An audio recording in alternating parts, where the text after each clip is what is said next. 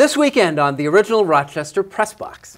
I'm JC DeLass from WYSL. Tiger and Phil in the US Open. Count me in. Anybody else? It's nap time. And I'm John DiTullio. Andre Iguodala joining an exclusive list. And I'm Tariq Spence from WDKX Wake Up Club. You don't like it, but cheating may be the new normal in sports. And I'm Bill Pucko, redefining dynasties. This weekend on the original Rochester Press Box.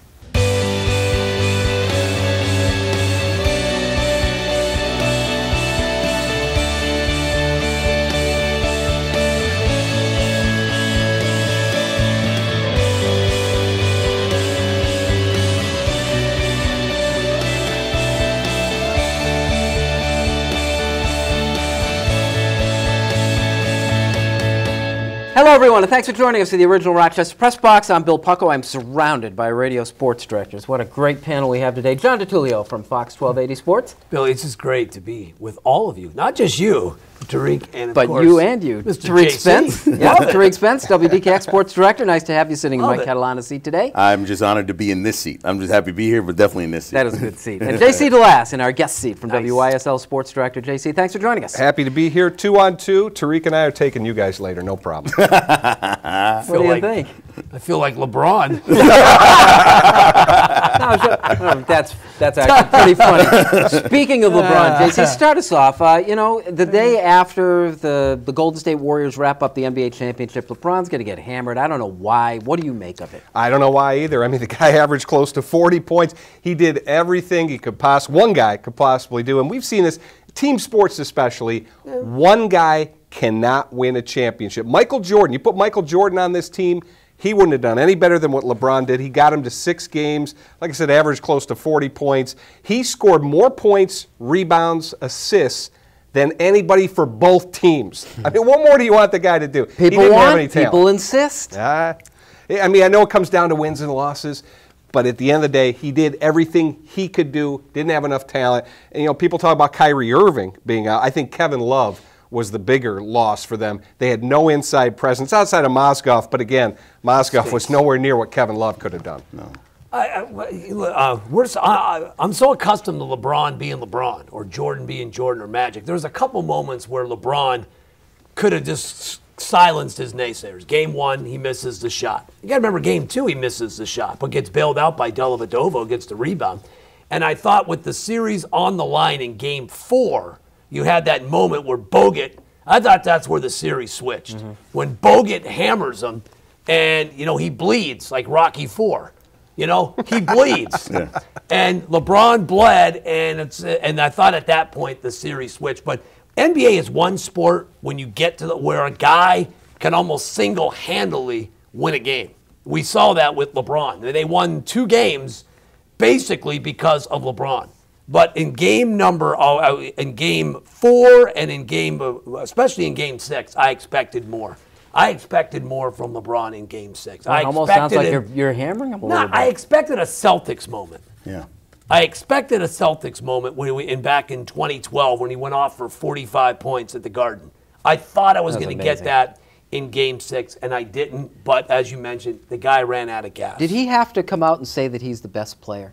He didn't have to say it, but I think that was more building himself up to make him feel good, to give himself what he needed to get going. He said it without blinking. He said it without any hesitation in his voice. I feel bad for LeBron. He's a guy who, for a number of those games, averaged a triple-double. Yeah. He was the reason why he won the team won those games or kept them close. The other thing, too, is that I feel bad for the Warriors. You didn't get the real lineup. You went through the adversity. You came through on the other side.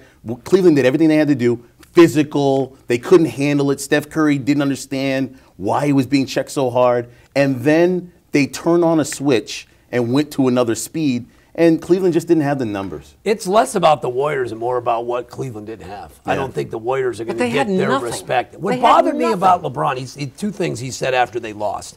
We ran out of talent. True. And the fact that he'd rather not make the playoffs than lose in the finals. But then he kind of took that back. Yeah, but running out of talent, we love honesty in our guys. Right. I thought that was reserved for him and his people. To Tariq's point, which I really like, I think something you almost have to feel sorry for Golden State. Golden State won the championship and all the rest, and they'll have the parade and all the rest. They will never get any credit for beating. Unless they beat them next year. They're going to have to beat them next year. We need a rematch, JC. Yeah, but we need a rematch. But, I mean, here's a guy. Steph Curry has a great playoffs, great championship. He doesn't win the MVP. The guy that wins the MVP is the guy who was guarding LeBron, who put up these amazing numbers. He held him to 36 points a game. Right. But Iguodala, remember, once he went to the starting lineup, 3-0. They won 3 straight once Iguodala became a starter. So I guess you give him the MVP because of that. But still, I find it amazing that was the MVP, the guy guarding LeBron. Got great numbers. It was so compelling. It was really worth watching. Curry didn't get a vote, did he? No. Now, one did thing, not. There should be probably an investigation. Yeah, he would have got my 7-4, right? It was 7 for Iguodala, 4 Yeah, for LeBron. 4 for LeBron. Not one vote for Curry? And he hit the big three-pointer, remember, in the fourth quarter in Game 6 that kind of gave him the cushion. Yeah. Sure was fun, though. Redefining the word dynasty when the original Rochester Press Box continues.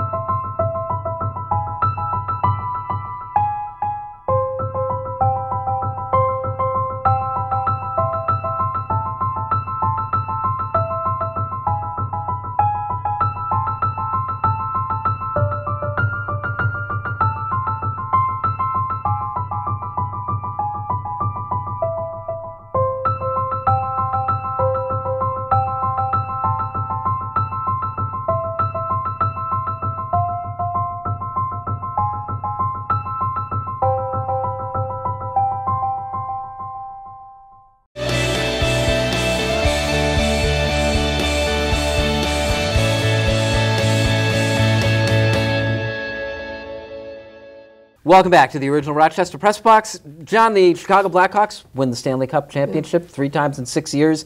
We get this whole thing about dynasties, and I think it's time maybe we redefine what it is. Well, I don't know if we need to. I mean, I don't know if we want to compromise the word dynasty. We can. I think model franchise seems to be the operative word that's replaced dynasty, right? I think that's the word that we use. Because when I think of dynasty, I think of the Islanders, and I think of the Oilers, and I think of the Canadians when it comes to hockey. You have to go back that And I think of the Bulls. I think of Michael Jordan. I think of Kobe and Shaq. Though to me, maybe you got to win 3 in a row, I guess, or 2. I don't think the Blackhawks are a dynasty. 3 in 6 seasons. To me, they're just a really well-run franchise. I mean, are San Francisco Giants a dynasty? I just think they're well-run. If they come back and repeat next year, 4 in 7 seasons, then maybe I'll give it to you. But I'm not going to compromise even the Yankees in the late 90s. That was a dynasty. I'll tell you what, though, the takeaway from the Stanley Cup playoffs this year was just how far away the Sabres are. I mean, can you imagine the Sabres competing at that level that Chicago and Tampa? I mean, that championship, that Stanley Cup final, the Sabres are nowhere near that talent level, and one guy isn't going to do it. 2 guys isn't going to do it. They need a bunch of guys to play at that level. Eichel becomes Kane and Evander Kane becomes Taves. I guess you're still a ways away, boy. That's what you're hopeful. That's what you're hopeful for. Just the style of play, too. The well-run dynasty, I think, is the best way you can sort of put it together. Because the dynasties we grew up on won back-to-back championships, a lot of them. The Spurs, where do they rank in all of this? They have a well-run organization, John. Yeah. I don't think you're going to have dynasties where teams are going to win back-to-back. Look at Seattle Seahawks. I mean, they won a Super Bowl, went back to another Super Bowl. Yep.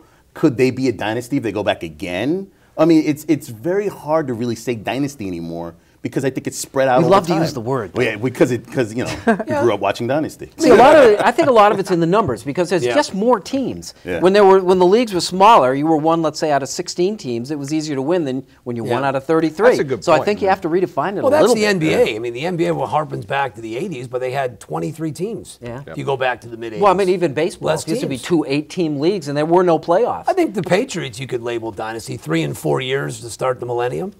I think you could label the Patriots from the early part of the decade Is there a number? Is there a number we're willing to put on it? What do you got to do? I mean, 3 in a row is almost the standard. But maybe 3 and 5, or 3 or 4 in 6, 7 years, something like that. Just seemed like when we were kids, it was easier to be a dynasty, right? Or it just seemed like we built teams up quicker to be dynasty. Maybe we're the teams. wrong people to discuss this. I mean, because I think everybody needs that. You know, that team that you can set up there. I mean, if you're going to say 3 in a row, we may never see it again. No. I don't know. Not in any. Think about a sport right now where you see a team that could win 3 in a row. Do you think the Warriors are going to stick together? No. Money. Yep. Money. They're gone. Changes everything. Well, it's going to be tough to keep that team together. Well, and Cleveland's going to get in their way too, I'm afraid. Cleveland's got some issues too with they're going to have to give Tristan Thompson maybe a max deal. You got to. What if LeBron opts out? Then you're talking about more money there. They've got to, so they've got some work ahead of them, David Griffin. Yeah, but you know what? They're 2-1. I said in the preseason odds, I saw they're a little better than 2-1.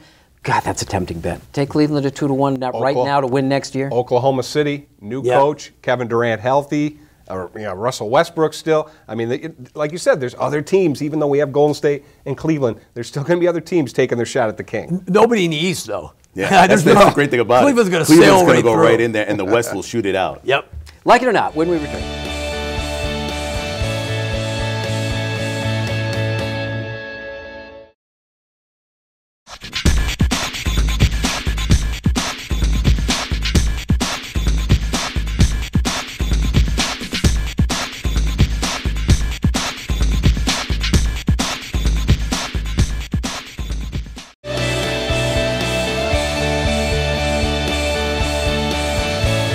Welcome back to the original Rochester Press Box. Bill Pucko with you. Tariq, they used to say, if you're not cheating, you're not trying. I always hated that expression. But now we got the St. Louis Cardinals to deal with. What do you make of this? Well, I think for baseball, this is a sport in which, there's always this sort of push to steal signs, to steal bases. I mean, there's always this push and edge and these unwritten rules.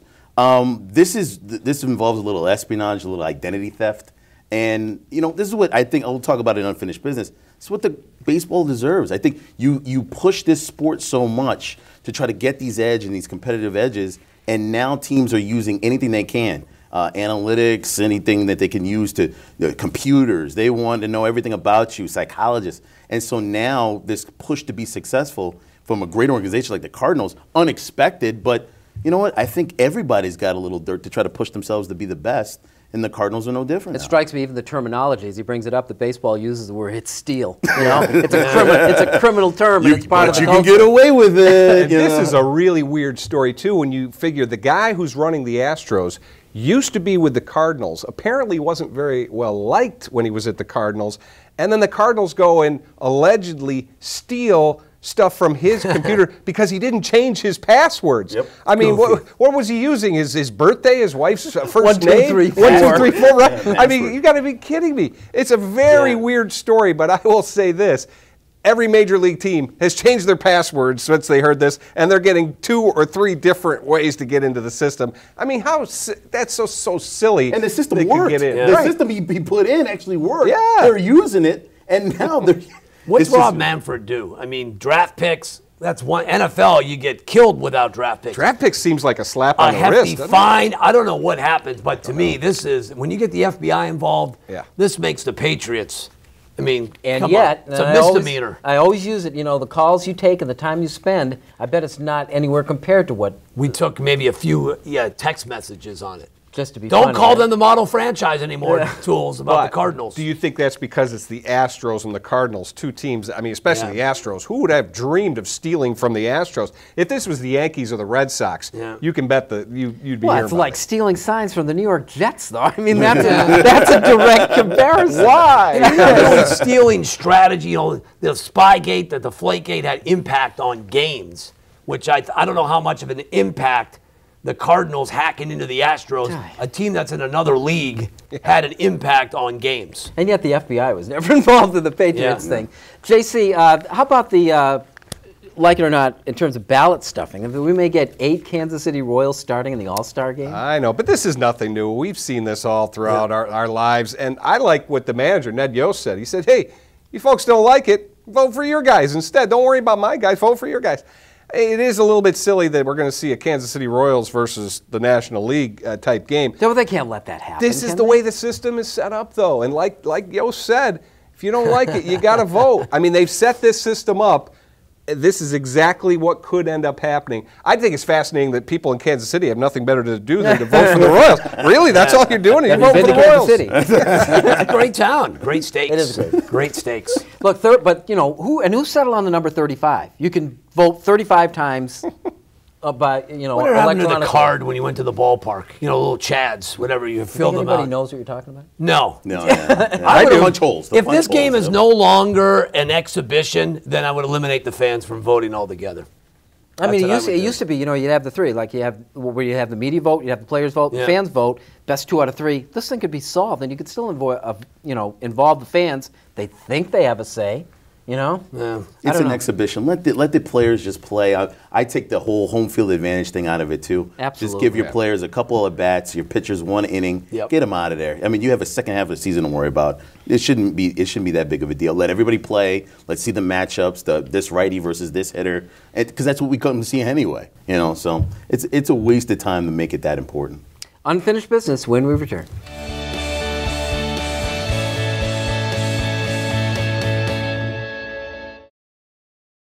And you don't need to be Native American to realize it is offensive. And it's not politically correct. It's the right thing to do. He was an idiot for throwing him that pitch. The guy's phenomenal. He had no reason to give him anything, especially a fastball to hit. It's simply that these two guys, Ronaldo and Tom Brady, are too good looking. I like it, just don't admit to it. Everybody wants to hate on the best in the world. You know, he's here to stay, and he wants to build something big time. The bottom line is, still nobody's going to like A-Rod.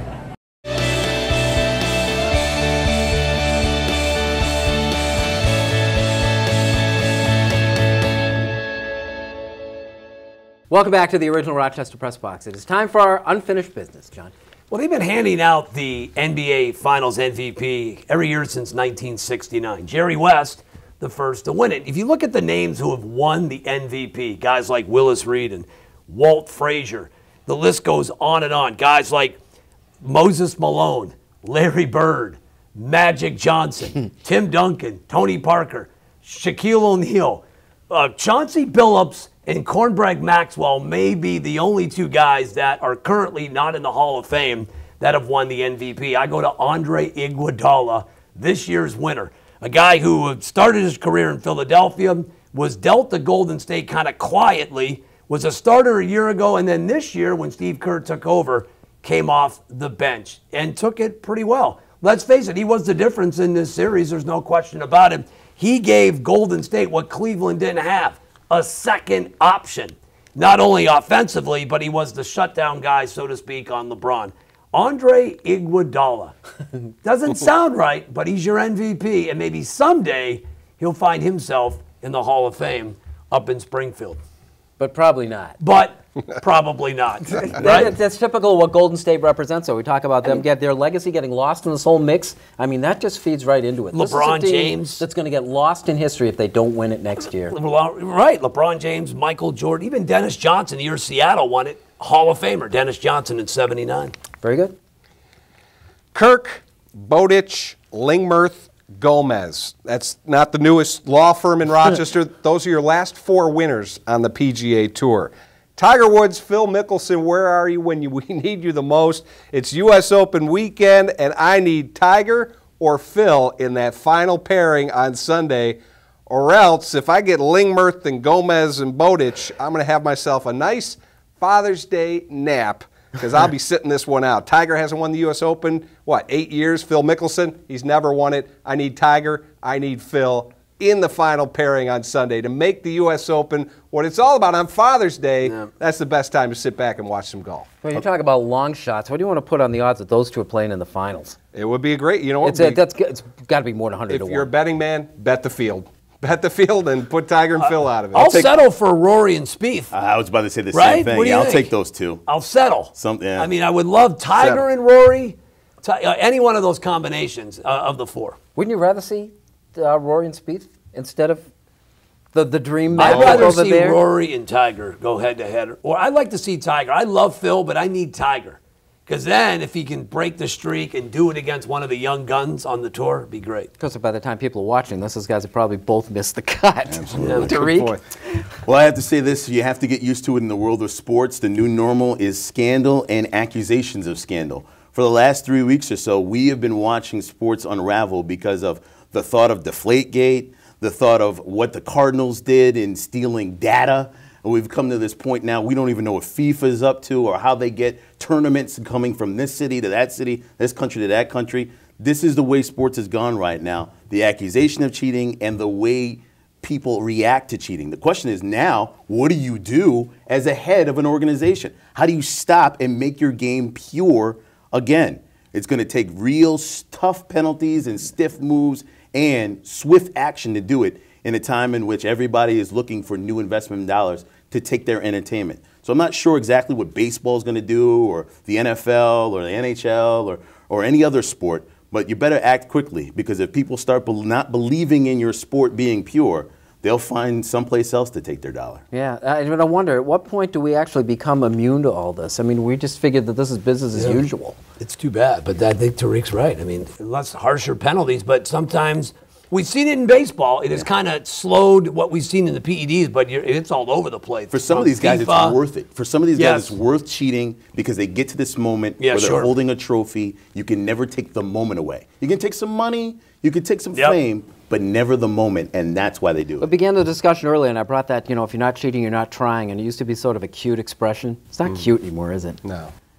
Not if they're really doing it. I hate that phrase. Yeah. I hate it, because I I don't think that applies to everyone. Cool. Hopefully. Hey, that's our program. Thank you very much, guys. Great job as always. Billy, I thought you were at your best today. You say that every week. That's true. Tariq? I just want to Take a shot. John on his suit. I like that. By the way, perfect for summer. If you're LeBron, who does that make me? I'm not J.R. Smith. You're dull of a pucko. Come on, buddy. JC, thanks very much. Good to have you back on the panel. Great time. Thank you for watching. We'll see you again next week on the original Rochester Press Box.